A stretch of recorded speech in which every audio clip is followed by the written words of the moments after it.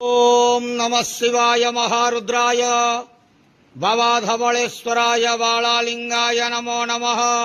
दीपं यदि परं ब्रह्म दीपं यदि जनार्दनः दीपहरतु मे पापो पूजा दीप नमस्तुते। अहे धवलेश्वर बालालिंग महाप्रभु संसार सुखी रखंतु।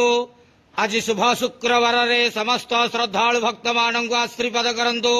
मनस्कामना पूर्ण करंतु। कर्मक्षेत्रोन्नति करंतु। ग्रहरिष्ठ खंडन करंतु। जगतर मंगल करंतु। विश्वर कल्याण करंतु। आपणक नाम विख्यात करंतु। सेवकर डाक श्रवण करंतु। समस्त गुआवसा भक्त मानकर मनस्कामना पूर्ण करंतु।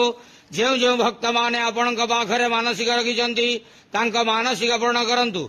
बाबा धवलेश्वराय बालालिंगाय नमो नमः। संसार सुखी रखंतु। आनंद के वार हरि बोलो। आज शुभ शुक्रवार रे समस्त श्रद्धालु भक्त मानक आश्रीपद करंतु। आनंद के वार